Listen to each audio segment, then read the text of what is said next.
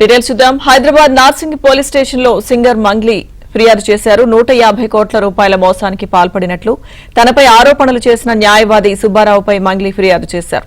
సుబ్బారావు తప్పుడు ప్రచారంతో పాటు తనను బెదిరించినట్లు సింగర్ మంగ్లీ ఫిర్యాదులో తెలిపారు. దీంతో సుబ్బారావుపై పలు సెక్షన్ల కింద కేసు నమోదు చేశారు.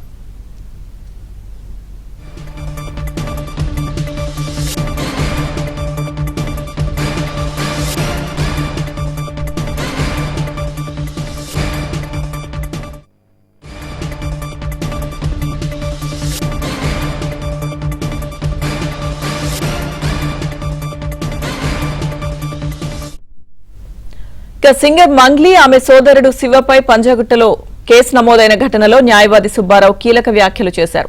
సింగర్ మంగ్లీ పేరుతో మోసం చేశారని కొందరు బాధితులు తనను కలిశారని అన్నారు.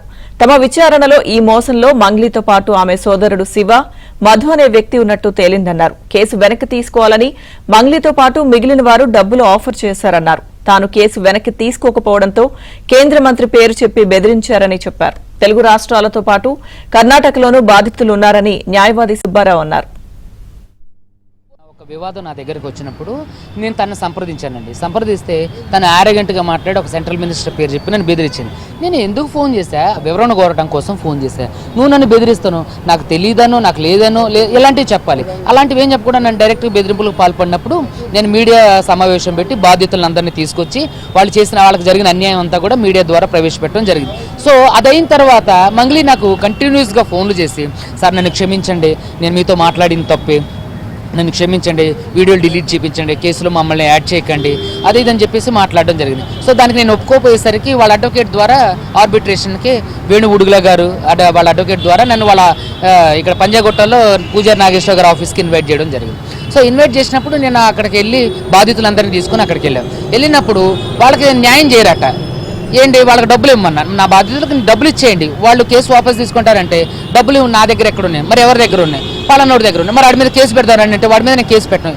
ఎందుకు పెట్టరు? వాడు మీ పేరు చెప్పే కదా డబ్బులు వసూలు చేసింది, మీ పేరు చెప్పే కదా ఇదంతా దందా షురూ చేసిందంటే నేను పెట్టను అండి అని. పోనీ పోలీస్ స్టేషన్లో కేసు వేయండి, కేసు వేయను. పోనీ బాధితుల తరపున కోర్టుకు వచ్చి సాక్ష్యం చెప్పండి, లేదా మీరు కూడా ఒక బాధితురాలుగా ఉండండి అంటే నేను ఉండను, ఇలాంటివన్నీ నేను పట్టించుకోను.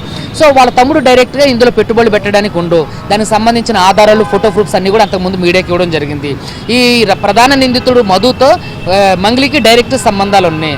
ఎలా అంటే వాళ్ళ చెల్లిని వీళ్ళకి ఇస్తున్నారని చెప్పి బాధితులు కూడా చెప్పారు. దానికి సంబంధించిన ఫోటో ప్రూఫ్స్ కూడా నేను మీడియాకి ఇవ్వడం జరిగింది. ఇండైరెక్ట్గా ఎక్కువ ఉంది, నేరుగా డబ్బులు తీసుకునే దాంట్లో తక్కువగా ఉంది. వాళ్ళ తమ్ముడిని దీంట్లో డైరెక్ట్గా పెట్టి తన తమ్ముడు ద్వారా డబ్బులు తను దండుకోవడం జరిగిందని చెప్పి బాధితులు చెప్తున్నారు. సో దాదాపుగా బాధితులు 300కు పైనే ఉన్నారు. వీళ్ళు వసూలు చేసింది కూడా 150 నుంచి 200 కోట్ల స్కాము. నా దగ్గరకు వచ్చిన బాధితులు అయితే మాత్రం 9.5 నుంచి 10.5 కోట్లు. ఒక మీడియా ముందుకు వచ్చి ఒక వీడియో రిలీజ్ చేయొచ్చు కదా, లేదంటే ఒక చిన్న ప్రెస్ నోట్ ఇచ్చేస్తే సరిపోతుందా? మేమేమంటున్నాం అంటే బాధితులు దాదాపుగా 100లో ఉన్నారు. మీరు వచ్చి బాధితుల తరపున పోరాటం చేయండి. ఎందుకంటే మీరు కింది స్థాయి నుంచి వచ్చారు కదా, మీరు నిజంగా అక్యూజ్డ్ కాదు, కింది స్థాయి నుంచి వచ్చారు కదా, మరి నన్ను ఎందుకు బెదిరించారు?